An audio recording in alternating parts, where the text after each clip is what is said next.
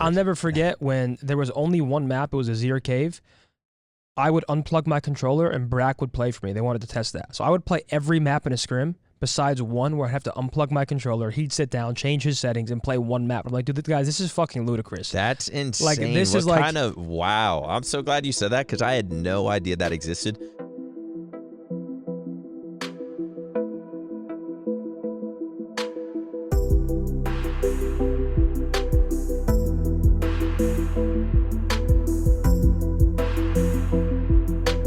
I actually wrote down some of my own questions for today's Flycast. We got Matt Craig with some questions as well. And we're back with another episode of the Flycast, episode 135. We got a special guest today, an absolute legend. He's been doing content all fucking day today. He's tired.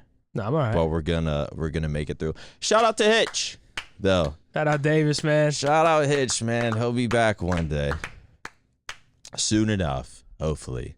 We'll see. Last Flycast I did with Renegade, and it was just me and Renegade. First off, I hate doing the Flycast just fucking one-on-one. This is not good. This is like a little, I feel like Tony Soprano. Like you're my therapist. We're just gonna bullshit. But like I did it with Renegade, and I can talk too. Yeah, I'm gonna just ask questions and hopefully you fucking yap. He was. Did you see the Flycast episode with the OpTic Halo team and like Formal was leading it? The podcast? Yeah. Yeah, I watched some of it. Well, and that he like didn't really talk at all. So I was like, shit. Well, in something like this, I mean, you kind of have to. That kind of forces someone to open up a little bit. But no, he was. I don't know. He was talking, and it kind of like surprised me. He even said like he somewhat wanted to join OpTic for the content shit. And I was like, what the fuck? That is not something I expected. I mean, but he'll come out of his shell even more too. I mean, look at like I remember when Shotzzy first joined the league, he was like a quiet, not very confident. At least I'm sure he might have been confident as a player, but he wasn't like very out there personality wise, and he just got better and better. So when you're put in situations like this, I just feel like you get better on camera. But the first Flycast I was on was the day either after or the day it happened between Kendrick and Drake. And the episode I was supposed to be the center of attention on, you and Davis sat there for like an hour and a half and just talked about shit that I didn't care about or know. Because I don't know Drake personally. I don't know Kendrick personally. So I don't really give a fuck about their beef. You don't give it. Do you listen to their music at all? I listen to way more Drake than I do Kendrick. But I still appreciate. I've never been big on Kendrick. And that's just. Ooh, I've always like that. I think he's a good artist. I've just never found like. I've never been drawn to his music. I've always listened to Drake more. I still think Kendrick's good. I was gonna go back and watch that episode because the point is, and what I was trying to say as well, Renegade was the guest and I ended up talking like so much. Someone left a comment like, I'm 40 minutes in and I know Let nothing. Your guest talk. Yeah, and I know nothing about Renegade. And I was like, fuck, man, as much as I want to be like, shut the fuck up, and like this is harder to do than it seems. I mean, there was some fucking truth. I don't know. Well, because so when that happened with me, the same with the episode with you, and you're already starting to talk, and I'm already cutting you off. I just I don't know. Listen, I don't because I'm the same exact way, and I don't mean to do it. I think it's ADHD or whether I'm excited about a topic. I talk over people a lot too, and it's not like I don't mean to disrespect anybody. Like I would never. Have you got? I just talk. I've always had that problem, and then like when someone's like, "Oh fuck." You're talking too much. I'm like, all right, then now I don't want to talk. When do you get those comments? Like, do you see comments? Do you look at comments anymore? It used to be, yeah. I mean, they kind of roll off their shoulder now. There was a little stint where they were on my ass for a bit. Yeah. And I was just like, what the fuck? They'll be bad. I didn't really I still don't really understand it. I truly think I only started getting more in those when I started sitting next to Seth. So I'm not sure what it is sometimes, or if it's just, it's a vocal minority is the way I see it. Like the negativity is a lot louder than the positivity. Like if I get 30, let's say I got 31 tweets right now and 30 were like, hey Zen, we love you, love your content, whatever it may be. And one was like, you're a fucking fat ass. You're God, Zen's annoying. Exactly. That one tends to stick with you more than the 30 positive comments do. And I think that's just the way it works. But Do you feel I like have the same problem? You feel like you've gotten? I mean, even talking. You mentioned Shotzzy earlier. Bro, did you ever see him in Halo? No. Like when his team won Worlds, they just like kind of stood up and were just like, eh. Yeah. But like it's so insane. I'm trying to think of like some other examples besides Shotzzy of people. You do definitely get more comfortable in camera as time goes on. But a Shotzzy that dude did like a 180. Like everyone was a super fan of him for his gameplay and shit. But then eventually he just like grew into. He was also so young though, because I feel like he was like 18. Yeah. I don't even know if he finished high school. I think he might have dropped out. I forget if he told me if he dropped out or not. Yeah, I don't know. I literally have no idea. But I mean, he's like what, 20 something now. He's been in front of the camera, and I think the support helps. Like when you have so many people supporting you and blowing smoke up your ass, like that helps you come out of your shell. Yeah. Whereas let's say Shotzzy sucked, for example, in a hypothetical world where he was terrible and everyone's just saying you suck and you're this, you're costing, blah blah. Yeah. I'm not sure if he would have came out of his shell ever. I mean, who really knows? I completely agree. That's a completely different ball game. But when you're Shotzzy and you're that good at the game, and everyone's praising your game, then you start streaming more and you get these people coming in and supporting. I think naturally, with age, maturity, making money, everything, right? Yeah. It's just perfect world. It all gave him fucking confidence. That dude did a 180. He's actually like funny as fuck. Dude, he's hilarious. Like I'll tune into his streams, and he's genuinely just like, even when he's not gaming or when he's not playing himself, even if he's just like watching something, or he makes fucking. It's just good content. It's just a good watch. I don't want to gas him up too much, but he's like one of my favorite people in general to watch, interact with. I mean, he's like, if I called Ant, I think he'd always answer, and he'd always be willing to help with whatever I need, or if it's a question, or if it's positivity. I don't know. He's a fun guy to be around and a fun guy to talk to. He's one of those guys that I think always adds to instead of takes away. He's just a fun kid to be around. I agree. Do you think did it take? I feel like when you joined OpTic, you were, and I kind of want to. Like I was saying earlier, I wanted to go back and watch the Flycast we did, but I was like, I'm just gonna pretend that like didn't happen. Yeah, because I wanted to see, like, did I talk about his career at all? Did we go back? Because I know you went like pro when you were like 14 or some shit, but we'll just fucking we can go back to all of that. I guess we'll start with like joining OpTic and shit. Did you feel, and talking about like being comfortable in camera and shit, what was it like joining a already, I guess, established org as far as like maybe content wise? And it was you're sort of joining like a clique of friends. Yeah. And you're like the fucking new guy. And though like I think we might have like said what's up to each other a few times, like maybe at events or something, or maybe talked once or twice, but it was like you weren't really in that, I guess, OpTic content clique. What was it like going from, I guess, did you do any of that for Boston? Yeah, I mean, my stream was. I know you had like successful streams and stuff, and you can talk about that as well. But I mean, yeah, I'll start there. I guess the stream took off when I got benched by Ultra in 20. I don't even know. It was the Cold War season.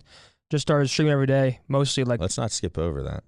What was you got benched by Ultra? Yeah, I got benched. So I mean, that one came as a shock. I mean, we can start there. Was that fucking depressing? I was kind of like, I don't want to sound egotistical, but I was like the face of Toronto Ultra. Like, I think when you thought of Ultra, you thought of me. I was very ingrained with the city, the restaurants. It sounds it sounds corny, but like I truly, I guess I made friends and family in that city outside of gaming, and of course, you've talked about Toronto a lot.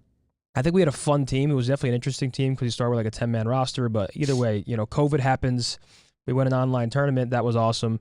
I was kind of just the biggest brand on Ultra.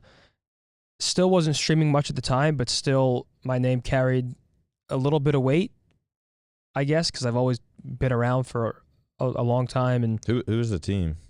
The 10-man roster was me, Looney, Methodz, Lucky, Bance, Kleenex, Cammy. Wait, what the fuck? Classic. What do you mean 10-man roster? What we does had a that mean? 10-man roster. It was 5v5 at MW 2019, and they fielded a 10-man roster so we can decide, and Brack and Mayhem. We could decide on like the best 5-man roster What of those 10. fuck? Like we had a roster going AIDS. into it. Like we had our roster. It was me, Looney, Methodz, Lucky, and Classic, and then that ended up changing. The roster we won with was me, Classic, Bance, Kleenex, Cammy. Either way, I was very ingrained there, and I felt very safe there. And bro, is that not it was crazy. AIDS? I thought it was ludicrous. I can't think of a better word. I'll never forget when there was only one map. It was a Zero Cave. I would unplug my controller, and Brack would play for me. They wanted to test that. So I would play every map in a scrim besides one where I'd have to unplug my controller. He'd sit down, change his settings, and play one map. I'm like, dude, guys, this is fucking ludicrous. That's insane. Like, this is like, kind of, wow. I'm so glad you said that because I had no idea that existed. The fact that there's players just like waiting for their fucking turn, and it's like, don't shit the sheets, or we got fucking Brack behind you ready to plug in his fucking controller. I think that part was dumb as fuck, but the 10-man roster ended up working out because we were able to figure out a winning roster throughout those 10 people. Like, Kleenex, Cammy, Bance, if we just fielded a 5-man roster, I don't think they probably wouldn't even been involved. It would have been me, Looney, Classic, Lucky, and Methodz is what we wanted to go in there with, and that ended up changing. So thank God that we actually did that. Who's in charge of that? Like making the decisions of like who was the? There was, the owners were kind of involved, and then that was very annoying and toxic for me, just because they're coming with like a traditional sports type mentality, and I've been a COD pro my whole life, and I'm like, listen, you cannot make me unplug my fucking controller for one map. Like that is insane to me. It's like what? Then you plug it back in for a game 5 or something? Like what if it really? It didn't happen in matches, only in scrims, and then we finally scrapped it, and we were like, this is a bit absurd. But I was also a hard-headed young kid with an ego because I had the biggest following on the team, and I was getting paid a lot of money. And in hindsight, they were just trying to test something, and I think everybody hates change, including me. I could change in the beginning can always be difficult, but I didn't react very well. I kind of like a little outburst there on the couch. I was like, what the fuck are you guys talking about? Yeah, I kind of ran my mouth a bit, but fast forward to next year, still on the team. Now it's me, Bance. So it's me, Bance, Cammy, and Kleenex, but we have a 5th substitute, and it's Insight, who's a main AR, and I'm a main AR. I'm like, okay, so we have a substitute who's a main AR. This makes no sense. I'm the only person he can replace because he's slower. So automatically, I was like, okay, I need to play insane because I see what's going on here. Insight and Bance start hanging out outside the game and whatever. God, dude. And I still feel like Cold War could have been my best game, and we'll never know. They benched me in a meta that wasn't that great for me, but I was still playing well. And contrary to Palm, the reason they actually told me they benched me is because I was playing too fast with Cammy. Either way, that was demoralizing. I kind of didn't really know what I wanted to do. It was definitely something I didn't expect. Started streaming, and it ended up being the best thing that ever happened to me. So that's why I always say, like, sometimes what you think is the worst thing for you ends up being like the best thing for you, because I was able to build a community that to this day still has my back and makes my days even when they're not so good. I got a question. I did like a Reddit AMA last week, and it was like, how do you deal with your bad days? And I was like, honestly, I view my stream as kind of one big therapy session where I can kind of be myself and talk about whatever I want to talk about, and I get this insane amount of support and love. So if I sit there for 12 hours, I don't think you guys really see the bad days like that, because the positive and the joy that you guys bring me through being there with me, if that makes sense. But either way, that happens. I get benched. The stream kind of blows up. They offer me a full-time content position. I was going to get a Red Bull Canada contract as well. So Ultra wanted to give me like a 6-figure salary. They were going to give me shares of the company and give me Red Bull was going to give me a contract, which made me a Red Bull athlete, which would have been cool. I turned that down, and I go to New Jersey. So you get benched, and then you get back on the team? This was end of the year, no. I was benched for the whole year. And then they offered you to be back on the team and all that? Yeah, my contract was about to be done, and they weren't going to re-up my player contract, but they wanted me to stay on it as a full-time content creator, and they offered me what I just told you. I declined because I still wanted to keep playing. So there's going to be a salary for content creator for them? I was going to be a content creator. A little Red Bull thing. Red Bull thing. So Damn, you said no. I said no. Was it a tough no? I wasn't ready to sit. Nah, I mean, I wasn't really ready to say goodbye to playing yet. I knew there was a rumor that this Washington Demon Cats team was coming through, and I knew I would be the front runner just because of the stream presence, and I was still a very good player, and I kind of streamed everything I was doing, so I was streaming challengers nonstop, so everybody was able to see what I was doing. Like, I almost got on Thieves, where Thieves reached out to Ultra. They were making a roster change. Draza was on the bench. They were going to trial him, but they didn't assume it would go that well, so they were trying to get me. And Ultra just said no, which I was like, what the fuck? Like, I was benched, and Ultra wouldn't even let me go to Thieves, which at the time was a little annoying. Yeah. And at least that's the way I heard it, that Thieves reached out to see if it was a possibility, and Ultra just shut it down, is what I heard. Damn. Either way, I wasn't ready to quit playing, so I go back to New Jersey. I'm living there for a few months, and it was supposed to be Washington, ends up being Boston. They give me the opportunity, and I was kind of hoping to keep the stream going at the same pace while competing, which in the beginning worked, because I think when I stepped on stage with Ultra or Breach for the first time, I'll never, like, Clay after that match was like, dude, your fan base is fucking crazy now.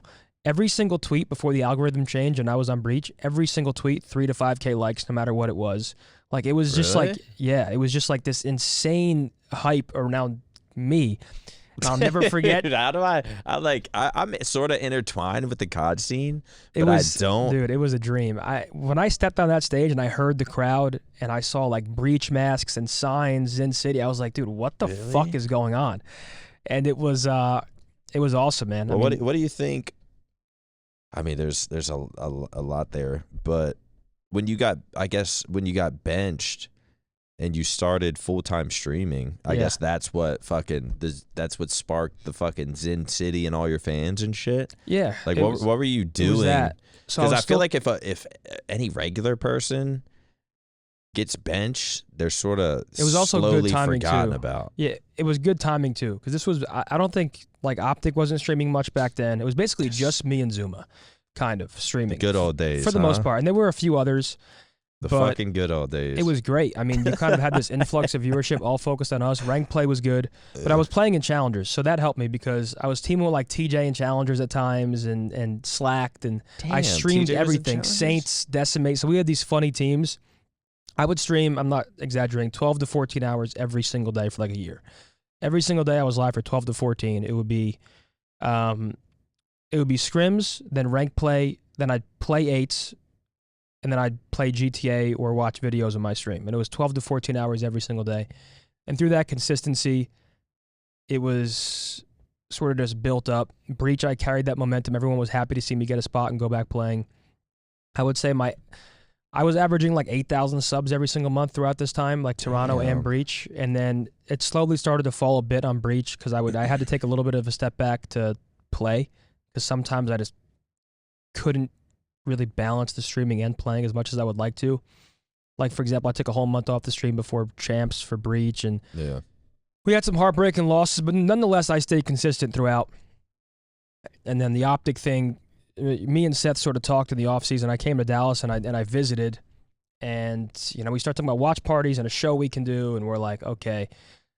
Seth told me this is probably my last year, so I'll retire after this year, and then if you want to retire as well, we can do that. And in my head, I'm like, this is the emotional, logical battle you have to make. My stock, despite what anybody ever told you, I understand that the way people talk, you might think I was like an average or shit player. I was very good. Maybe I'm biased, but I'm also not delusional. Like, I could have kept playing for Boston. I wasn't getting benched, and, like, at least they told me, like, hey, you're still starting. If we offered you a blank check, would you stay? I was a lot better than I think people give me credit for, and maybe I'm delusional. Well, people do. People say the same thing about, like, even just like your streaming career. If, like, Seth made you, but you're fucking. I mean, you can't really take your that tweets stuff seriously. Yeah, no, I mean, that's the vocal minority. But like it is. I do think there's like some because like almost everything you said, like I did know you lived in Toronto, all that, and, like, we went to Boston, but I didn't know the, like, I guess the small things in between of, like, how actually popular were your streams were doing, and like people just have this idea of like, I'm not saying you I were was best friends with Seth, and that kind of got you a spot on OpTic, as if you like never streamed or did any kind of content before. But that is the vocal minority. But even in my head, because I didn't know that much about you, I didn't like believe that. Go read the comments on the eavesdrop that me and Hex did when I was on Breach. It's got like over 250,000 views, and it's all, can't wait for Zinni to join OpTic. Can't wait for Zinni to join OpTic. Then we did the inner circle video that I came out here for. When was the eavesdrop? Before I joined OpTic. Was that even before you talked about joining OpTic? Yes, I was on Breach for both. I was still playing. There was no thoughts of retiring. Okay. It was just, I was still playing. Eavesdrop with Hex, inner circle. Every single comment is positive. This guy's perfect for OpTic. Can't wait to see him join OpTic. This is going to be awesome. And I really... Zinni is the coolest dude. I mean... And honestly, whenever I want to be happy, I go back to read these awesome comments. And I still think, hopefully, I think, a lot of people still support me. It's just there is a vocal minority. And I do feel like when I first joined OpTic, I guess I can understand. If you're a longtime OpTic fan, I was really thrown into like the biggest product, the watch party, sitting right next to Seth. And I was so thrown into everything. I can see how that kind of felt like I was being shoved down their throat, where like this kid joins OpTic and now he's in every single piece we're putting out. So I like to think of things realistically as to why some people might have gotten a bad taste in their mouth or whatever. I was also responding to negative comments for a while, but that was, in my head, if I read a comment out loud and respond to it, it's to make a joke off of it and to like be funny. Yeah. And I think that maybe incited more. I still think once they realized like, oh, he's reading these, I can and rage he'll bait respond. Him. Like, yeah, I can rage bait him. He might not even respond, but I'm gonna fucking jab at him anyways. Yeah, I mean, I think the reality is, my whole life since I was young, and I will say, I think when I was younger, you didn't know me when I was like younger and fat, like people talk about. I want to know that guy. Let's talk about. I was a lot louder, and you'd hear me across the room and I talked to everybody, and I was always cracking jokes, and everybody loved that, and everyone thought I was so funny. When I lost weight and I didn't look like that, I don't think you don't look at me the same if I do those same things. Instead, you're like, look at this egotistical prick versus look at the funny fat kid. Yeah, I do actually think me losing weight hurt me in that aspect when it comes to the way people, I guess, psychoanalyzed me or portrayed me. That's actually a very... As much as people might not think that's a factor, but no, like, it is. If someone like you lost a bunch of weight, looks better, taking care of himself better, and now he's cracking jokes and shit, I'm like, this motherfucker. But if he's fat, he just plays COD. He's fucking dicking around. Hypothetically, like, 16-year-old me, funny fat guy. 16-year-old me, fat as fuck. If I'm like, oh, I'm fucking all the girls, everyone's like, ha ha ha, hell yeah. If I'm 18 and not fat, and I'm like somewhat decent looking, it's like, look at this scumbag, look at this asshole. It's like this egotistical prick. That is wow, I never thought about it like that. There's definitely some merit to that. But I also just grew up along the way, so I got a lot more reserve, but I like to think I've always been a pretty good content creator. I've always been the guy to try to make people laugh. Like I was the class clown in school. Mm-hmm. I've always been the guy to try and spread happiness through making people laugh. My dad is the same way. My dad's the jokester. My dad is probably the reason I am the way I am. And I guess when I first joined OpTic, everything was fine and good. And then we entered the stint where I think I started getting a lot of hate. And I don't care to lie. Like that definitely got to me, and it definitely made me shut down a bit. Like I didn't really want to talk. I didn't really want to make jokes. I just wanted to like sit there and talk about strictly COD and just be there for business at that point. Right. Because despite what anybody tells you, I will say it rolls off the shoulder now, but no one wants to read shit about themselves where it's like everyone wants to be liked. I think for the most part, I don't want to sit there and read comments about this kid's annoying or he's this. Yeah. That being said, now I'm a lot better at letting it roll off and understanding the reality is those people, I'm not friends with people that do that. And I kind of have a visual respectfully of people who do that stuff. And it's like, I know I would never in my life spread hate just to bring someone down, like to a random person that I don't know. Yeah, imagine if we caught Pomage or Hitch in a fucking comment section, like we're like, we'd be like, what the fuck? What's wrong with you weirdo? It's dude, it's like when Derek Jeter strikes out. I'm like, oh fucking hell, Derek Jeter. I'm not gonna go tweet Derek Jeter saying, how do you not hit the ball? Like I've always found that stuff weird, but I understand, as I understood hate as a competitive player. If you thought I sucked, sure, I might have taken it personally, but I understand that more than like attacking someone's personality. You know what I mean? Do you ever see like say like you follow a subscriber or mod back on Twitter? Do you ever see them like tweet some dumb shit to like a celebrity and you're like, fuck, man? Yeah, like, I'm just like, don't do that. I mean, I don't. Yeah, or even about my friends or like other players. Like I don't really fuck with, like in my Twitch chat, like the way I operate is like I don't really let people talk bad about my friends no matter what. Like if it's one comment and it's like not bad, it's whatever. But if there's just like a weird Zuma or Seth or MaNiaC hater in my chat, I just ban them because I'm like. And then you go to Scump's chat, ban them there. Foremost chat, ban them there. I've done that a couple times, and that's strictly. And I mean, I think it's hilarious, and I know that's what like. If someone comes from Seth's chat to just really, and despite what people think, I do think I have pretty thick skin and I have a good sense of humor. Where if you're fucking around with me, and even if you catch me in a bad mood, if you're joking around, I'm really not gonna take it serious. But if you're like trying to like really just be an asshole. Right. And bring me down. There's some people then, like that. Okay, I'm going to ban you in your favorite streamer's chat, and that's going to affect you. Banning you here is probably not going to affect you. You're just here to bring me down. But now you're gone, and Seth, Shotzzy's, Formals, MaNiaC's, Poses, Nade Shots, Dashies. I love it. I'm a Matt fucking, Craig, I'm a spiteful motherfucker. But no, I mean, I would say these days it's pretty good now. Well, I don't think people understand. And of course, it's like I don't think people understand what it's like to wake up every day and just randomly see people shit talking you. And it's not as bad as maybe what it sounds, but like go on Instagram, see a comment of you, Twitter, see a comment about you stream, someone says some dumb shit, almost every, and I don't want to say every single day, but you might, but like, because you're like streaming so much and you've been out there so much content wise. But I know like back in the day, I used to, and there's even been times afterwards, I'm sort of referencing to sort of like the Scuff House days and shit, but like every single day you just wake up and see someone shit talking you about something, and it's like it's not normal. Like people with 98% of the world doesn't have a social media following. So like they don't ever see comments. They don't go to work and just get shit talked randomly. It's social media in general it's too. It's so strange. It's like it can slowly sort of eat at you, but it's just not a normal thing of like you wake up and you're seeing people. We're not supposed to see that much. Yeah, you're not supposed to. You're not supposed to. Huberman, you love Huberman. You ever listen to Andrew Huberman? He has a great podcast. I've he's listened a professor. to him a decent I think it's Stanford or Harvard. He's a professor. Yeah, I've watched him a lot. And he's like, he has these awesome podcasts, but he talks about internet trolls, really. And he's like, these people that spread hate anonymously, if they did that in real life, they'd be labeled a loser and no one would want to hang out with them. He was like, we had a name for them growing up. It was like the loser or the asshole or the misfit. Like no one liked those people.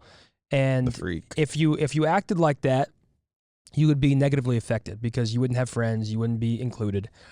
And now, because of you being able to do it anonymously and you can respond to anybody's tweet and whatever, it's just so easy to be an asshole and spread your misery elsewhere. But that's the way you got to think of it logically, is most people doing that are spreading their misery to you, because a lot of my friends are happy, I am happy, and I don't even think about doing things like that, right? The extent of me talking shit about people is me talking shit about my friends to my friends, making jokes. Like that is what I'll do. Right.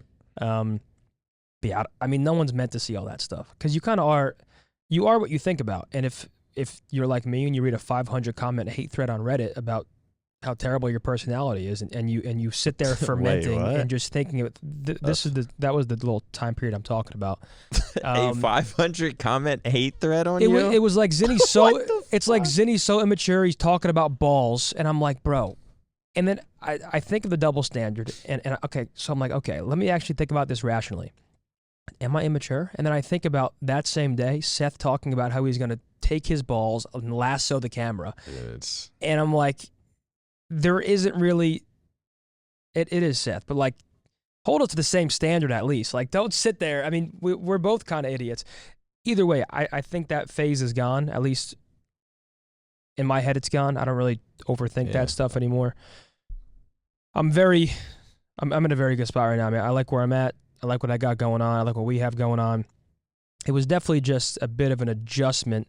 And I also think I'm overplaying it when I talk about it too. Like, I think I viewed it as something a lot larger than it actually was. At least I would assume. At least I think so. So it's like it doesn't actually exist. To me, if you just put your phone, it's the face, it's it the damn doesn't phones. even fucking exist. Don't let anybody tell you it's not the phones, bro. I mean, I can go on all day about how I think these things have ruined the way people think, interact, talk, the whole 9 yards. For people like us, it's our livelihood, and it helps us make money, and there's pros to that. And it helps a lot of people make money, and there's pros to that. But this has completely changed the way humans think, interact. It's bad, bro. Attention spans, relationships. I mean, when our parents were growing up, you met a girl in high school or at the roller rink, and now whatever city you're flying to, you download an app and you're swiping. You're looking at 1,000 girls a day like it's a fucking video game. It's girls are looking at 1,000 dudes a day. Yeah, it's crazy. Once you have social, I mean, I was about to just go on a fucking and I feel females and social media. I feel awful for the generation below us, like the kids in high school right now, or that are going to be in high school soon, like. Especially young girls who have to worry about their appearance and like face tuning photos, and it's just the most toxic thing. I don't know. I mean, I can go on for days. We can do that at a different time. It's just, I think social media in general. That could be a whole fucking podcast itself. Because like, I'm sorry. I'm like your counterpart. I can cut you off all day, and I feel bad. No, it's just that's what I mean. That's just a whole fucking. I don't know though. Sometimes I wonder. Nah, I was about to try to play devil's advocate and be like, oh no, maybe it might be not as bad for them. Maybe we got the shit end of it because it was brand fucking new and we didn't even know what was happening and we're just getting sucked into the fucking phone and TikTok and shit. Now it's like kids just kind of are born with it. Fucking iPad kids. Yeah, no. But they're probably also in some ways like learning a lot, and then they see other people. Like I feel like there's a lot of successful young kids these days, and maybe it's the minority that I'm seeing, because I'll see like a little kick That's a bad streamer. thing for a lot of people though, because that warps the minds of everybody that age, and they all think they're behind now. So you're right. The issue now is, yes, there are some successful 18 or 20-year-olds with nice-ass cars, but then with that, you have the 18 and 20-year-olds who are comparing themselves to them, and they're like, I'm a fucking loser. I'm still in school. I have student debt. Right. I have a normal job. I have this. I'm not a TikTok influencer. And it's always like... my followers are only... Exactly. I mean, it's a toxic mindset, and I feel bad for all the people dealing with that. Like, my sister texts me, and she's 23, and she's like, I feel behind in life. I'm like, Sam, you have a good job. You just moved to D.C. You're a nurse. Like, you can't compare yourselves to everybody else. It's like, don't stop comparing yourself to fucking me. Like, I got insanely lucky that the game I was degenerately addicted to as a fat gamer that had nothing going for me turned into something way bigger. Bro, when I was 23, I was like stocking shelves. It's crazy because your little sister probably grew up in like a sort of a different time period where now she'll see a 23-year-old fitness influencer living in LA, getting lip fillers and doing Pilates every morning. The membership's $300 a year, and they're eating at Carbone, and they're fucking eating caviar, and they're on a private jet, and they're going to St. Lucia. It is just the algorithms that most people have just feed you this lifestyle of highlights. And there was this lady on TikTok who went to Target and was displaying this awesome lifestyle. Then there's an article that she got arrested for shoplifting. Like, she was just robbing Target. Really? Yeah. So was that like a part of her vlogs, or she? Yeah, like her whole vlog. Yes. So like, either way, she was just this fraud who was stealing, and everyone was looking up to her in a certain way. But no one on her videos knew she was stealing. No, she was just like basically doing it for until she got arrested. Jesus. And it's like those private jets, the fake private jets, where they're like a movie set, and there's girls posting on them. Right. It's like the way I say it, the way I relate to it personally is like, I say this to my stream. I'm like, you guys see the pictures of the chicken parm or the nice steak. I don't post my egg whites in the morning. Like, you guys see highlights or things that I think look good or whatever it may be. I don't post stories of my bed when I'm spending time there. I'll post a story if I'm in Fort Lauderdale for a tournament. It's like everyone's posting highlights. So I think the whole thing is fake, and I just feel really bad for everybody that has to compare themselves to what they're being fed these days. It's just a fucked up Yeah. It's not reality. I mean, when I was 23. And it looks like reality. When I was 22, 23, living with my parents, I think I might have, I don't know, I was either 22 or 23 when I moved out, I think. But before I moved out, before I joined OpTic, I'm fucking stocking shelves at a grocery store. But even that, I feel like a 22-year-old now would feel like a loser doing that. No, I just felt like I was a 22-year-old with a fucking job. Now they all feel behind. And now everyone, even me now, because I can't put my fucking phone down. I'm 33, which is insane. But I'm 33 now, which I don't even know if I really fucking am. It's so insane for me to even say that. You don't feel 33. I'm 30. I don't feel 27. Dude. I mean, I know 27 is not that old, but like, yeah, I feel like you can still throw me in situations when I was 22 and I'm the same. My mind, I don't know. When I hit 30, I was like, damn. How? And I think I had a girlfriend at the time, and she was like, I want to be, like, I'm excited to get older. And I was like, this shit feels fucking weird. But now at 33, I'm looking at, like, Shotzzy. And I'm like, this kid's personality, all the money he's making, everyone loves him. He's so good. I'm scrolling TikTok, 22-year-old drop shipper. Fucking, I get on YouTube. It's 19-year-old millionaire, day in the life. Meme coin trader, like, life in a millionaire. I get on Twitter. Fucking Banks is recruiting motherfuckers. What am I buying? Banks, you tell me. He's selling crypto this, crypto that. You got crypto millionaires by 20 and shit. And like, I feel, but like, and even I feel behind. But if I was to, when I was 22, if I was to say, okay, in 2024, you'll make this much in that year, you'll live at this place, you'll be in, I don't know, say this good of shape. I mean, I wish I was in better shape, but like this good of shape, this much money, this life. It's never good enough. Back then, I'd be like, fuck yeah, like that's where I aim to be. But I'm at that point. And you don't feel like you're there. Yes, that's the way it works. I don't fucking. It's like. And I don't know what it is, bro. I need some fucking, and I think I use my stream as therapy as well, but like I'll talk about shit like this on stream, and what the fuck's the answer? It's why I assume billionaires don't stop working. Like the way my mind works, like, dude, if I had $1 billion, I'd be on vacations or doing whatever. Right. They just want more billions. It's like, think of money or a house or an apartment. It's like, okay, fuck yeah. I can't wait till I hit $100,000 earned and I live in an apartment alone. And then you get there, it's like, okay, now I got to earn $200,000 and upgrade the apartment.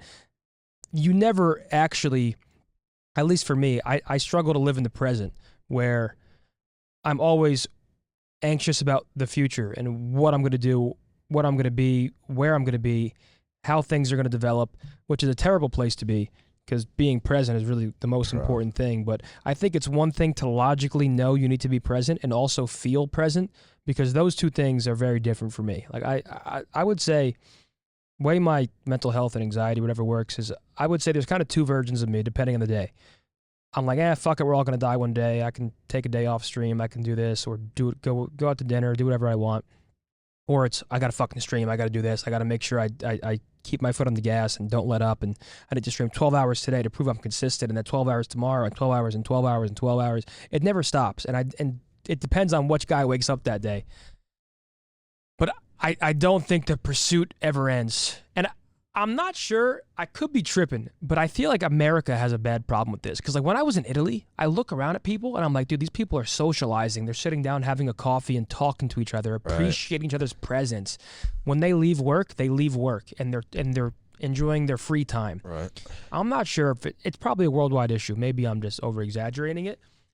But my mind is always focused on work or ambition or starting a new company or making things better. There's never, I struggle to be calm and just relaxed. Mm-hmm. Like I'm always freaking out, kind of. Not in a bad way, really. Right. Like I'm in a good place, but I feel like you know what I mean. It's just you're always thinking. Well, about I feel like next. That's why I mean, I feel like my type of anxiety and like depression and my better days ahead mental health is like I'll shut down. Like I would say like the past week or two I've shut down.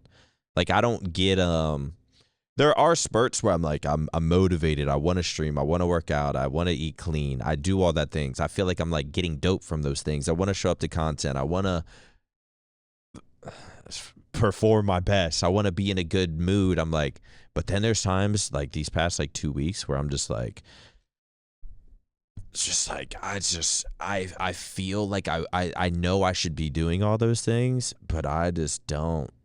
Like, fuck, man. I just want to, like, I don't want to rot in bed, but I've been rotting in bed. Did you ever have a time? I know you've talked about anxiety, obviously better days ahead, depression. What was it like when you were shutting down? Did you ever feel like... Well, yeah. So, I mean... What? I guess what's your version of... Because obviously you have better days ahead. You talk about anxiety and depression. I mean, I don't want to say a lot, but like it's... Yeah, no, I talked about it. It's somewhat in your brand. What's your version or story of that? Or your perspective? The way I would describe it is... I'll never forget, I was at like Disney with my family, which is supposed to be the happiest place on earth. How old were you? And I was... probably like 19 or 20. I was just in like one of those phases where I was just upset by some shit, and I felt like there was like a dark tint on everything. Like I couldn't get excited. I couldn't get happy. I'm not sure if that's the competitor in me, because I truly think competing at the highest level kind of fried my dopamine receptors, where it's like it takes so much to actually excite me, because when I played on that stage at the highest level, I can't describe how happy it made me, and I feel like I struggle so much to get excited by things that most people will get excited about. It's like going to, I'm going off tangent, but I feel like any normal person, if they're going to like a pro sporting event, they'd be like, oh, fuck yeah, I can't wait. Me, I'm like, okay, cool, I'm going to another sporting event. Like, probably going to be fun, cool. But I'm not, it doesn't excite me. Like, yeah, but it's am like normal. Am I sitting courtside?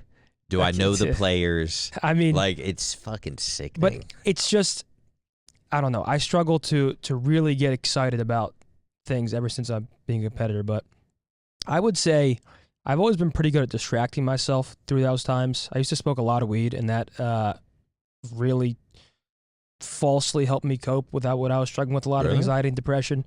Like my first ever relationship, whatever the fuck you call it, was I was talking to this girl, and she fucked me over.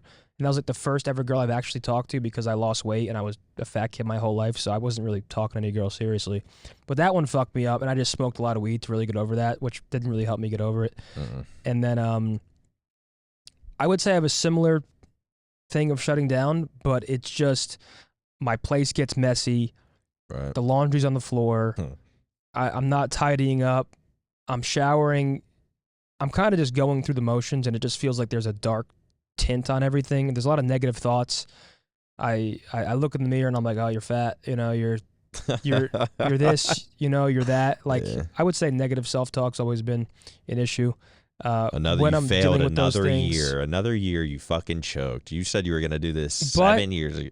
My idea, at least what I try to tell people, I'm not a professional, but I truly think you have to do your best to get yourself out of those situations, because it ultimately falls on you. Because if you fall into the negative rabbit hole of just doing these things, then it's just going to get worse and worse, and it's going to snowball. Like, you kind of have to force yourself to go for a walk, force yourself to brush your teeth, load the dishwasher, do the laundry, and like take baby steps each and every day to really sort of like act as if you're better. Act as if you're not that fucking depressed. Yeah, I guess. Fuck. I mean, kind of. I mean, fake it till you make it. And don't get me wrong, I know it's a lot easier said than done, because I've had those days where you can't leave bed and you want to do this. Luckily, I've had a very good recent year, I would say, where things are going very well and spirits have been high. But no, I sympathize with everybody going through that.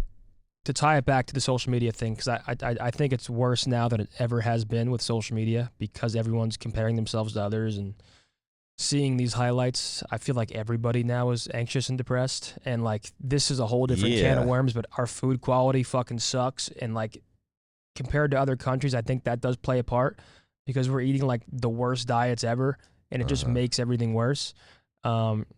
for some reason saying that stuff now is like political, which I'm like, what the fuck? You can't even talk about food. Yes, bro, because they'll try to turn it into seed oils aren't bad for you. Seed oils are there's no winning. Everyone wants to complain about something these days. Everyone wants to make every topic political. But there's so many reasons why I think people are struggling with mental health. But do you think talking about it more makes it? I heard some, and I'm gonna paraphrase and butcher it, but some professor was like, the more, or like a psychologist or psychiatrist or something, but it was like people's biggest problem with anxiety is depression is they learn that they may have or experience anxiety and depression, and now they all they talk about is anxiety and depression, and it's now a part of their fucking identity, which is like, I definitely fell into that, which is like sometimes now I mean, I feel like me and Hitch used to talk about it all the time, and everyone knew me as like the depressed, anxious guy on fire. He's always fucking something wrong with MaNiaC, and that was almost like the monotone, darkish kind of humor, and it was almost my thing for quite some time. And I feel like it definitely is, like talking about it kind of does. Yeah. There's got to be some balance. Yeah. There's got to be some balance to it. If you're anxious about going to the gym, for example, when you actually go there, you're probably going to be more anxious. I'm not sure if I'm putting that the right way. And I feel like, I don't know, because that's been a topic when it comes to therapy. Some people don't believe in therapy because they're like, why would I go talk to a therapist about all of these problems? Because all it's going to do is make me think about these problems and sort of further me down the rabbit hole. Yeah. I've never done therapy, so I know a lot of people that praise it. Some people don't. So that one's, I think, to each their own. I liked it because there would be stuff that like I'm going to take to the grave, but it's like whether it's stuff in my family or like something I wouldn't talk to them about. Yeah. I'll tell this fucking rando because I don't give a shit. And that's in that way I did like it. Yeah. I've never done it, so I don't really know. I just think it's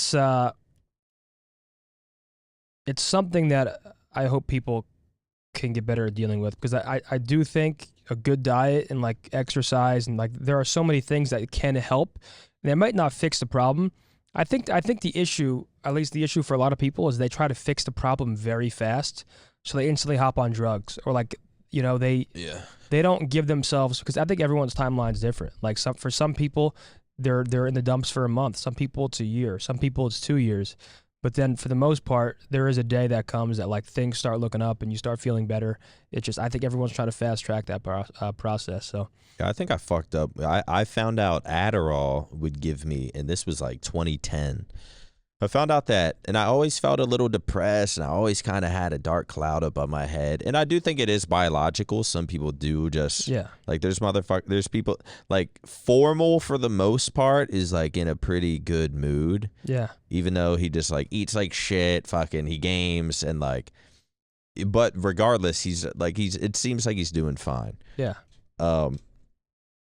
But I felt like, but then there's other people who are, and like Hex, he's always kind of, like he said he's like never been depressed. And I'm like, what the fuck are you even talking about? What do you mean you've never, and which that's something Hex would fucking say. Yeah.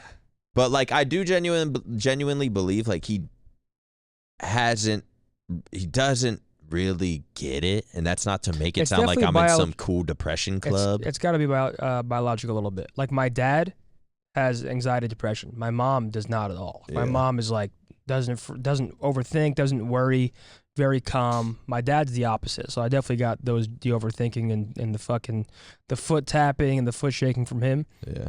So I do think there's a level of biological to it, but I guess, I don't know, to put a cap on mental health stuff. I mean, my message to everyone is that I do think for the most part, as long as you,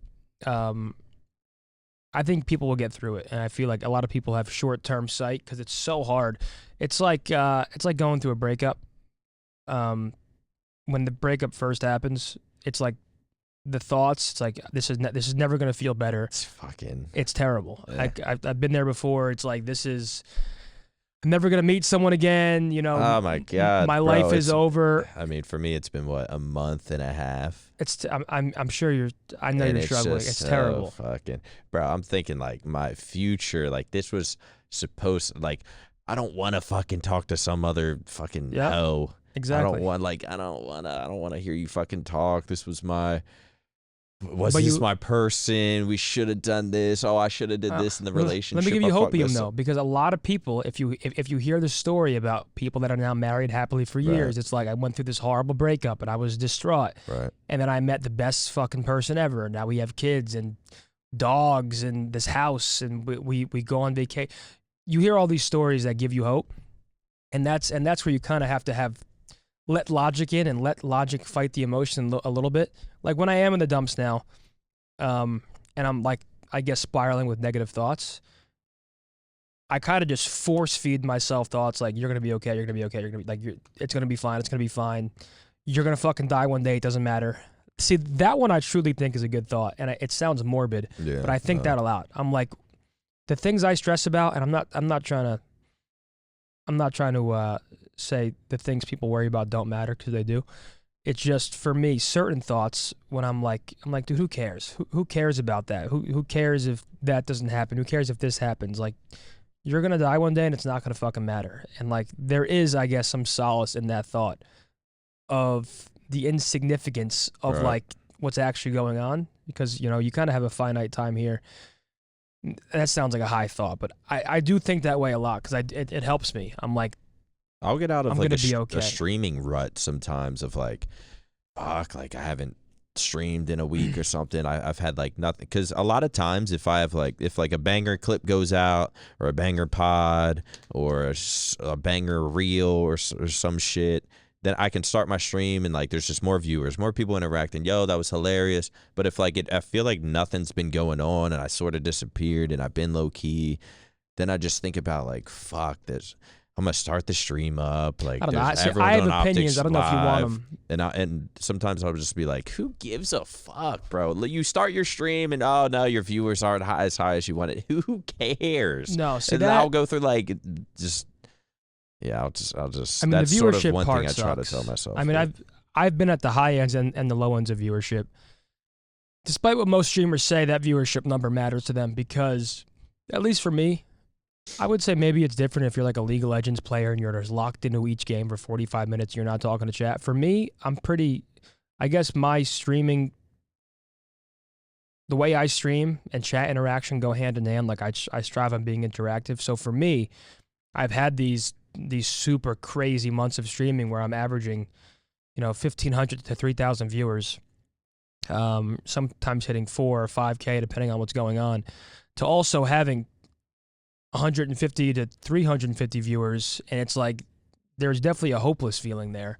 So I understand. Like, damn, I understand how it feels to deal with that, especially now, because how many people are streaming, and that is tough. I guess the one thing, I mean, I'm just going to give you unsolicited advice, or not even advice. It's just like, when you kind of just have to stay consistent no matter what, and then go from there. It's like, I look at TP, for example, and TP's blow up has always been admirable to me, because for a while I think TP had pretty average numbers, and he just streamed every single day, same schedule, and now look at him. He has, like, in my opinion, I love that guy's community. Like, he has such a loyal community. And he's shredded. And it's like, you kind of got to eat shit for a while just to make it happen. Because if you do a week on, week off, week on, 2 weeks off, it's like, who would? You're kind of restarting from zero, because you kind of need to prove consistency to the people that are going to be there every single day. And even if you average 150 for a month, if it's the same 150, okay, that's your base. Yeah. And then you're trying to bring more people in. As long as Tilo shows up, drops a 50. I struggle with the same things. I mean, I've changed my streaming schedule. Right now I'm finding success with these two guys, Meal Team 6, and that's been an awesome breath of fresh air. Yeah. I totally understand the highs and lows. Well, I know even before streaming. The Meal Team 6 shit, you were like, we would have talks. We were talking about IRL streaming, and it's like, you can't play ranked because fucking cheaters. Do you even want to play ranked? Warzone's fucking dead. Cheaters. And so you were at a spot to where you were like, I don't know. I know you were a little like, fuck, man, this fucking sucks. I've always been a Call of Duty guy. Despite my negative thoughts about some game aspects like cheating and shit, Call of Duty is a game that changed my life. Like I love the game like no other. So when I didn't have Call of Duty to play, it's like, okay, I do think I'm funny and I can talk and I can keep people around, but a lot of people won't come to my stream unless I'm playing Call of Duty. So I don't know how to. Essentially, the way I thought of it was I'm going to have to rebuild a new base doing something different, whether it be React content. You know, who the fuck wants to watch me suck at Valorant? I guess maybe there's some comedy at me sucking at Valorant, but why would you not go watch Tens or Nadeshot, who's actually good at Valorant and is going to be funny? So how can I separate myself? Stream schedules, right? I mean, I think there's no shame in changing your stream schedule. It's smart, right? Like I don't want to compete with the direct hours of Scump, Nadeshot, and every single other big streamer. Like I want to maybe stream a bit while they're live, but I want to go longer. I want to stream before them or after them. Like those are the things you got to think about, I think, especially in this gen of content creation because of how many people are doing it. But the mental health around the numbers, I mean, it's miserable because, I mean, essentially as a streamer, you tie your happiness directly usually to how things are going in your stream. I mean, that's like your line of work. Yeah. It's like imagine being a real estate agent and you can't sell any houses versus you had years where you sold so many fucking houses and that became your normal. And then now you can't sell a single house and it's like, what the hell? I guess that's maybe a bad analogy, but I feel like that's a pretty good way to put it. Yeah.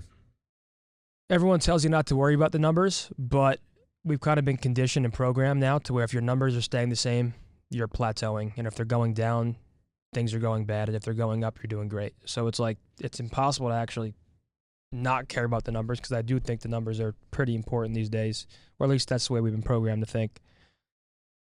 Last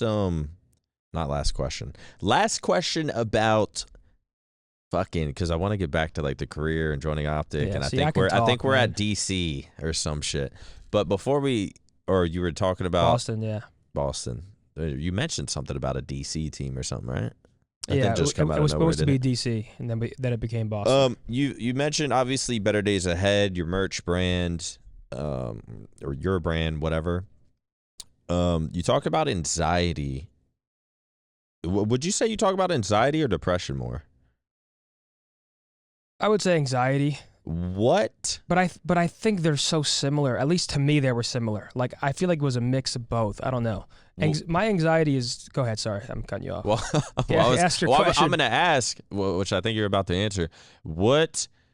Because I look at myself like I have anxiety and I have social anxiety, and it's like even before I've just not been in the fucking mood the last 2 weeks. Yeah. And then like I walk in here and James is trying to pitch like, yo, do this acting thing. And like, bro, instantly it's as if I'm about to get in a fight. Like my heart rate goes high. This adrenaline just fills my body. And I had to tell him, I'm like, bro, I can't do that right now. Like there's just no, like he wanted us, for those listening, he wanted us to do like, I don't want to spoil it for like me if it happens in the future, but basically wanted us to do like a little skit sort of thing. And I was just like, bro, there's no way there's no way I'm doing that right now. And like, so my thing is sort of more, I think, social anxiety, but then I'll talk to people and they'll be like, really? Like, I don't really see it. Like you fucking do podcasts and I'm just like, dude, you guys have like even like walking in here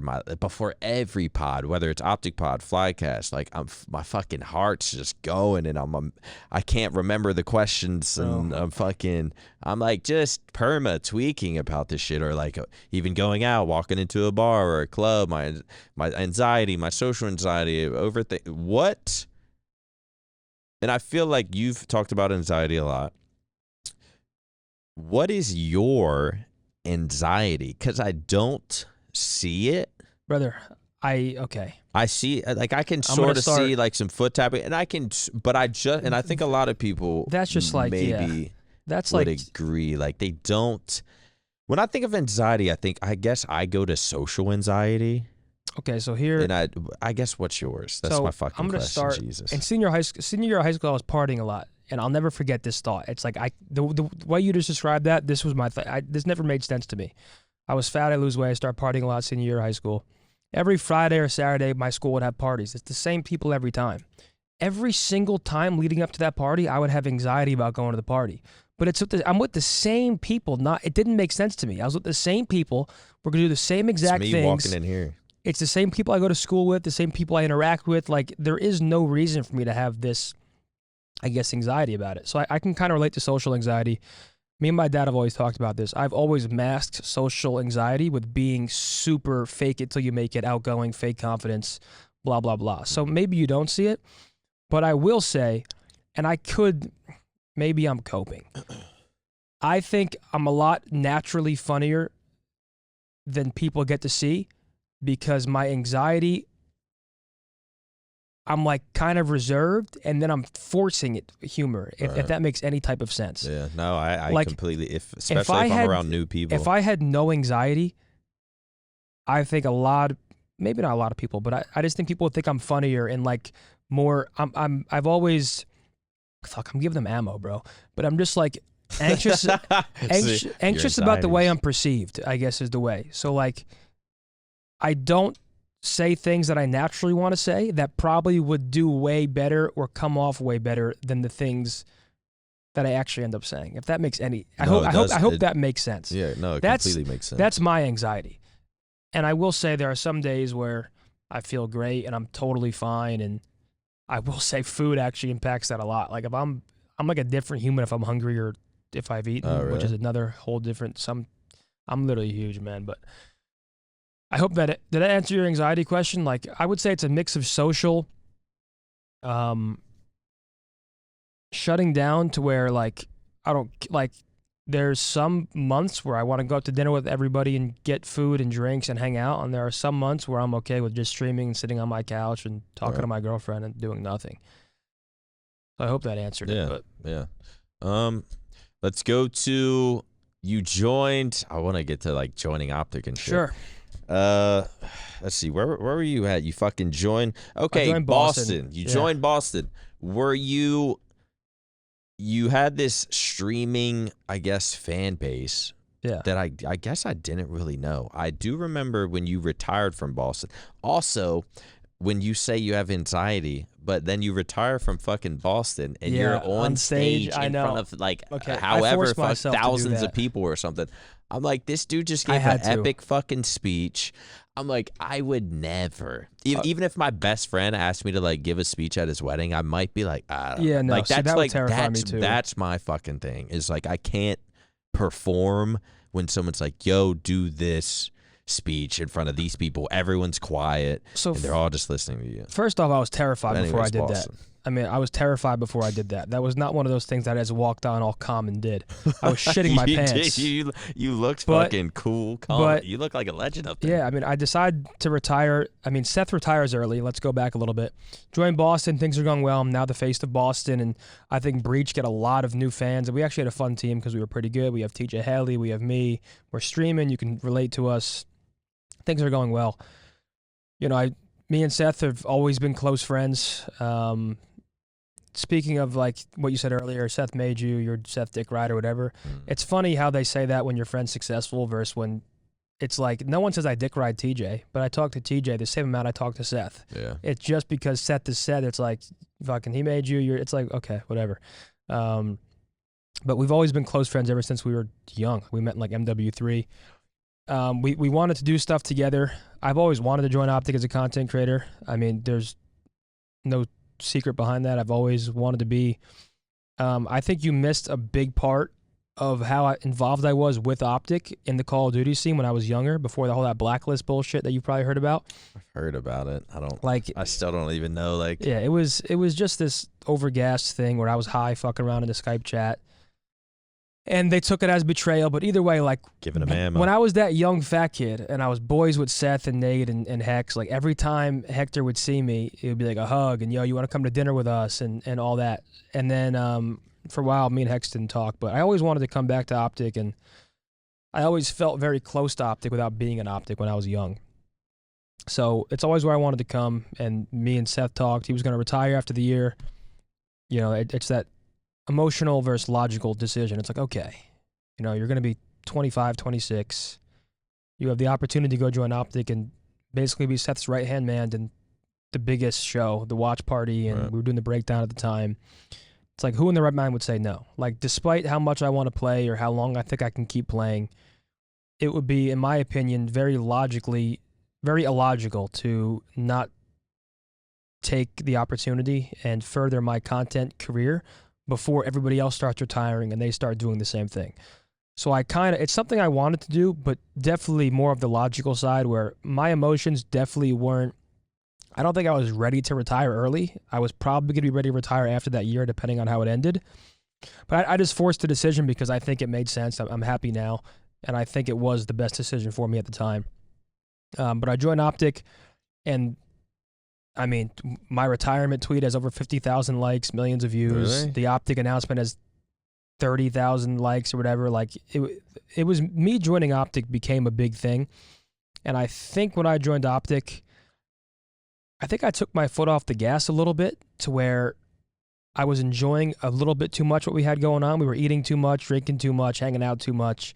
And I wasn't doing those 8 to 12-hour streams that I kind of came up off. Yeah. And I should have been doing that. But yeah, I mean, kind of just dove right in. And I would say now is when I'm finally picking those streams back up, streaming basically 10 to 12 hours every single day. And things are going well. I mean, with the watch party on YouTube, it changed a lot because we used to get Twitch hours in, and it's a lot different going from your core community to a different community for like so much time and then trying to balance both. But things are going well. I had a period where I shut down for a while. That one got to me a little bit. I kind of felt just the imposter syndrome of like people telling me I don't belong here and no one wants you here. And I feel like every time you mention something really negative about people shitting on you, I laugh. And I don't mean to like, I don't think you take it, you're not offended by it, but I don't, it's just, it's almost just like I've been there type of, it just reminds me of the fucking, motherfuckers are ruthless. Yeah. So I mean, for a while I shut down and now I feel pretty good about everything. I mean, I'm not going to sit here and lie. There are days where like on the watch party, if there's a bunch of negativity, I definitely shut down a little bit, and I don't think I even mean to, and it's not like I go home and think it, like it doesn't really affect me long term or like when I go home and hang out with Kate or something. Right. But when I'm in that chair and I'm reading a bunch of negativity, it just makes me just sometimes not want to talk, which isn't a good thing to really probably say, but that's just the way I feel sometimes. And that's happening less and less and less, and I think it'll keep happening less and less and less as we go on. See, someone will hear that and be like, God, Zin's such a pussy. No, exactly. It's like, but dude, I mean, what do you want? And I'm not trying to like put me up here and you're here because you don't get it. But it's like, bro, some people, you just don't. Imagine just waking up and you just seeing bad shit about you every day.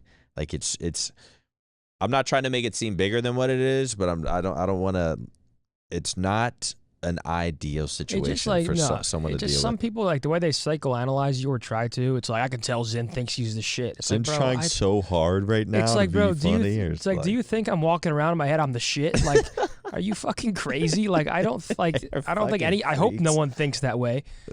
It's like Zin thinks he's the man. Or it's like Zin thinks he's tough. Really. LOL. Don't let him talk to you like that, Zin king. Thinks he's tough. It's like, bro, I don't think I'm tough. Don't let him talk to you like that, king. It's just fucking great. It's like I'm just talking to my friend, man. Like that's all it is. But yeah, I would say things are good. I'm happy I made the decision I made. I still miss the fuck out of playing, and I'm not sure if that'll ever go away. And I'm not sure if that's because I retired, like I would say, a little younger than maybe most people would have. But I still think I made the best decision through and through, and love what we got going on here. Excited to keep it going. 2-year anniversary coming up in a couple weeks. I think around Valentine's Day, I think is my 2-week anniversary or 2-year anniversary, somewhere around then. So it's weird how fast time goes. Like when I think back to 2 years ago when I joined, that stuff doesn't feel 2 years ago. Like it feels like it could have been 6 months ago or a year ago. Yeah. Like we were at the downtown office and we're constantly getting food, and I don't know. I just feel like a lot has changed, but also hasn't changed to where I feel like it was 2 years ago. What do you think you're gonna I want to talk about Meal Team 6, but what do you think what's your, not immediate future, but next year or two? We've talked about this personally, but like, where do you see yourself living? Do you join the Frisco Elites? Yeah, I like the apartment lifestyle right now. Like, I like downtown Dallas. I like the restaurants. I like how I can walk to the airline center if I want to go to a game. Yeah, you got your 2-year anniversary coming up. Who knows what's next after that? Maybe a little Zinni soon enough. No, I don't know. Like, I'm at 2-year OpTic anniversary, by the way. Oh, really? 2-year OpTic. Wait, what are you and Kate at? October 3rd. So we just celebrated our 1 year. Shit. So we're like a I year was about to say, damn. Yeah, we're like a year and a half or however much. Okay, you still got a little bit of time. Yeah, so I like downtown Dallas.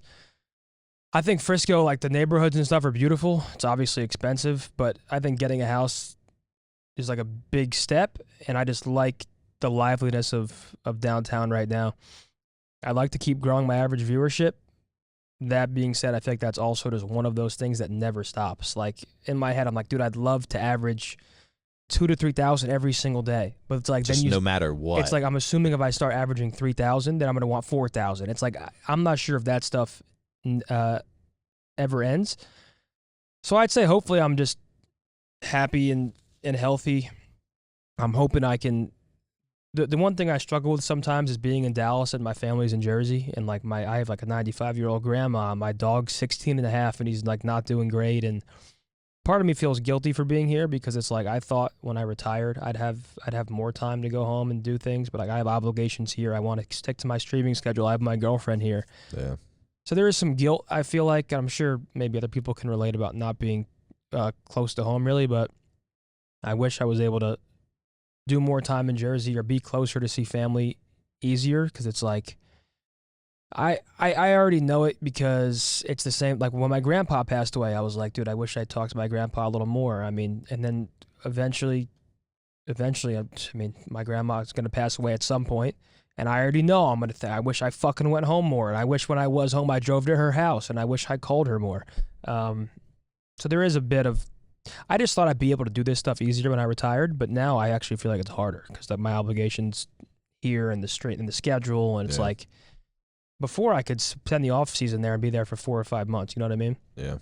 So it's I don't know. I mean, Kate just started a new job. Things are good here. We have the watch party still going. Hopefully one day the watch party goes back to Twitch, just so we don't have to. That would be a fucking blessing for y'all, huh? Like, the watch party is amazing, and I guess this is the way my mind works. When it's on YouTube, I'm still going home on Twitch and doing 5 to 7 hours because I still feel like a watch party day is like a day off. Like it doesn't well, it's compute not the same way in my head. Unless you're Scump, it's not like Scump has 60,000 viewers. You have, I don't fucking know what you get, say 800 on YouTube or whatever the hell. Like, it's just, not that it is a day off. If I'm on the watch party, I kind of tell myself like, hey, I'm at least doing something. That was your day at work. But I go home I need to do more. Yeah. Like, and honestly, that's my whole thing right now is what I want to do. I want to do more.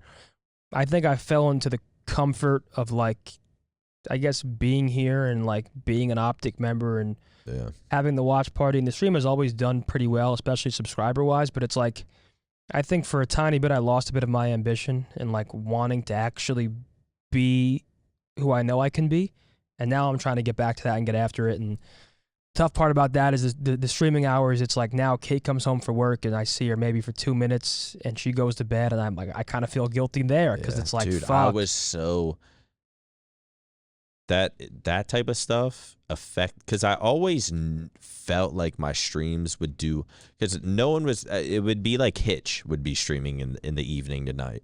I'm like, fuck, it got to the point where like I'd be starting my stream at 9, 10 a.m., but then like 30 minutes later, Seth's getting on, and then there's their rank squad, and I'm like, well, fuck, now my mornings are kind of chalked. Yeah. Because my viewership would go from, I'm just thinking at a time, I think I would play random Warzone solos or some shit, and I'd have like 650, 700 viewers, and I'm like, fuck yes.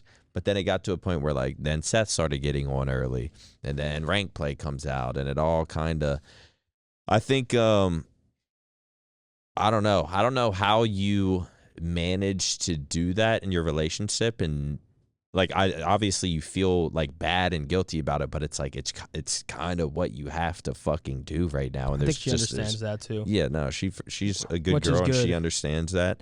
And which, like, I've been in relationships and they do understand that, but it's I would use it as an excuse of like, well, I'd feel bad, so like I'm gonna get off stream and like I'm gonna go hang out with. Yeah, no, and I mean, I do need to do that more because I don't think she should be, feeling that sacrifice too often for too long. Like if I had it my way, I would stream from 9 a.m. till 5 or 6 p.m. and get 8 to 10 hours in and then spend time with her. But the reality is the stream does that much better when I'm live late night. And it's like that's a sacrifice that I have to make. Like tomorrow's her birthday, so I'm taking tomorrow off. And like we're going to have a break after the watch party for like 12 days and I'll take a couple of days off there to spend time with her. But I think the reality is like where I'm at right now to get to where I need to be and to continue riding this momentum, it's just what I have to do right now. And like that's I guess what it is. Well, where you're at right now, Meal Team 6. Yeah, you, Jay Leto, and Fatty. And fucking Fatty. First off, where did you find these guys? Because I don't know. I think I've heard of Jay. Just fucking. I've heard of Fatty. Pitch invited me to like a tournament. It was like, yo, this would be your team. But like I ended up not playing in the tournament. Yeah. Jay was going to be. Was he how the fuck did you. What happened? I forget what it was. I think Shotzzy and Zuma played a chal against them or something, and I watched it. I mean, I knew of Fatty, but then when I was watching, I'm like, dude, these kids are just two S&D fucking ragers, and they play together. And I'm like, so Jay and Fatty were already playing together. Yeah, they've been a duo just for a while. Just 2v2s. Yeah, 2v2s, and they probably played 3 with someone else. What a weird duo. But in my head, I'm like, dude, I love watching these guys. I can't play rank because it's infested with cheaters. I miss competing. Like, if I start playing S&D wages with these guys for money, I think it's the perfect world to scratch my competitive itch to, I guess, the best. I mean, I can't think of another way to scratch it. I mean, rank play does not scratch the itch like playing for money against other people going hard is. Right.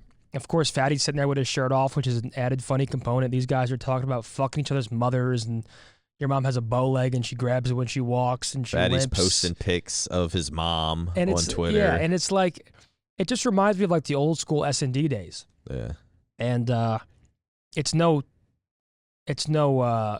puzzle or secret that it helps me too because my viewership goes up. And also theirs does too. Like I feel like we're kind of helping each other. Like they're helping me find my way just as much as I'm helping them kind of grow what they've had going on.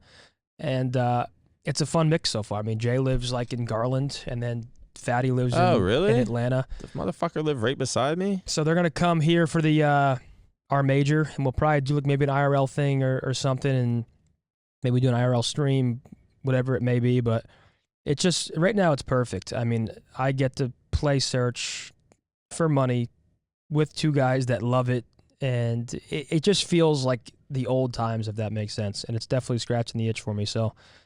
It's going well, man. I love it. Yeah. I think... you didn't know them at all? No. Like, you never talked to either of them, really? I interacted with Fatty, like, on Twitter before. Like, and followed him, but didn't know Jay Leto. None of it. Until I was like, yo, let's play. I had no idea they were a fucking duo. Yeah. Isn't Jay good? Jay's really good. And Fatty's shit. Fatty's not good. How the fuck did they find each other? Dude, I don't, dude. It's such a weird, like, it is, it's perfect. That, like, people come in my chat, I'm like, this is shit content. This guy's not even good talking about Fatty. And I'm like, dude, like, first off, no one's asking you to watch. His tits are out. What do you mean it's fucking like, bad? No one's asking you to watch. And it's like, Fatty not being good makes it so much better for me. Because I'm crying, laughing, watching his POV. Like, when I watch him get turned on and he's blaming someone else, I'm just sitting there dying laughing. Bro, if I was watching...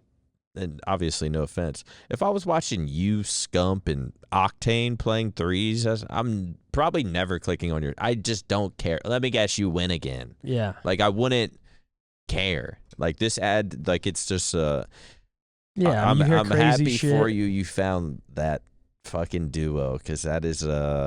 it's fun, man. Yeah. That I feel like that added something to... Because without that, it was like, I think Dashy would stream at night. Shotzzy would stream whatever the hell he's streaming at night. And besides that, it was, which I don't really care about watching people play ranked, but I will click on your stream and just watch Fatty with his tits out, be the last guy alive. Even their S&D 8s I watch, like when I watch the pros play Search 8s, it's like, okay, I'll watch for a map, but it's like the same situations over and over again. Yeah. The thing playing with like Fatty and Jay is you just never know what's going to be said, what mood they're going to be in. If Fatty's going to be getting turned on and raging at Jay and telling Jay he has a man pussy, and like it's so much fun, man. So I'm loving it. Hopefully things keep going well for all of us. I mean, I think it's just like the perfect late night. It's something that I would want to watch, which is why I love it. Yeah. Like if I was laying in bed on Twitch and there was someone else in my spot, it's something that I would want to watch because it'd be funny, entertaining. You get to watch competitive COD, but also get that like comedic Comedy Central type feel to it. So I'm loving it, man. Things are going well. I see it.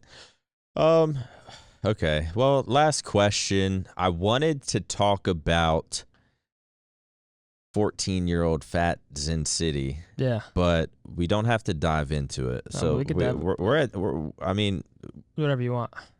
I think we're at time right now, so we'll just end it. If you could give 14-year-old little Fat Zenny advice, what would you tell him? It doesn't have to be about COD. It doesn't have to be about. If you could give that little guy who had a spark, dude, that kid that had a little spark. That kid had crazy spark, man. I wish I could tap into. I mean, I do still have a bit of a spark, but that kid could have been the biggest streamer in the world right now. I'm telling you. Like I was just, I'm telling you, I would say. Don't smoke weed. If you do, not as much. Stay consistent with YouTube. I had like 50K subs at age 15 back when like there was nobody on YouTube. If I just fucking focused, man. Don't skip prom. Go to X Games instead. Or no, skip prom and go to X Games instead. I was about to say. I skipped X Games and went to prom. I'm like, what the fuck? So those decisions. Was that like you trying to be cool? I'd say don't blacklist OpTic because, I lost some friends for a bit. At the same time, I think that taught me my biggest lesson ever because that was the first time in my life I faced actual repercussions. Like, I would get in trouble at school, get suspended, but my parents really wouldn't take away my video games or anything because I was making money on it and I was like potentially going to go pro or whatever it may be. So my dad would be like, no, we can't take it away. My mom would be like, no, take it away, but they would never take it away. That was the first time my actions from just speaking without thinking had repercussions where I lost friends and let people down. Damn. Was it like actually like serious? For some people, because I hear about it and I think of it like, it's kind of funny. It wasn't serious. OpTic. It wasn't serious for me when I did it. It was serious afterwards. Like Hector wasn't happy about it. Nadeshot wasn't happy about it. Seth kind of forgave me pretty quick because, I mean, we're very similar and just stupid, and I think he understood that, especially Seth at that time kind of understood, like, dude, there's no way this kid meant any harm. But, yeah, I would say back then, sure, it was a little serious, but that's pretty much it, man. Just no weed. Focus up, man. I mean, but at the same time, I probably wouldn't change anything. I am where I am because of everything that happened before. Don't really have many regrets, kind of very grateful for this life I live. I'm pretty nostalgic. So I often think about like Columbus, Ohio and the league and how we all grew up together. And I'm like, I still to this day can't describe how grateful I am for like this life that we get to live. Oh yeah. Like the fact that I sometimes complain, like, shut the fuck up, man. I mean, this is, The fact that Call of Duty brought me and my friends to a place like this is, there's no better life I could think of, so I'm grateful for it, man. Well said. Excited to keep it going. Well said, man. Well said. Well, yeah, I guess that's going to do it. Hopefully this was good. Hopefully, fuck me. Nah, man, this was good. This might be my best. Well, you were clutching up, bro. You were talking. So nah, see, that's the issue. See, that's the issue with me on combos like this. If it's just me and someone else, I can just talk, dude. Yeah. No, that's what I need. That's what I fucking need. And I think, it might have been the vocal minority. I think it was literally one comment. Everyone else was liking the episode, but I was like, fuck, I really do need to let other people talk. That one comment always gets you more than the others. This was great, bro. Thank you for joining. Yes, sir, of course. Thank you all for watching. another episode of the Flycast. I think we might have Hitch back next week. Okay. Who knows? But thank you all for watching. Matt Craig, play the outro music. See you guys.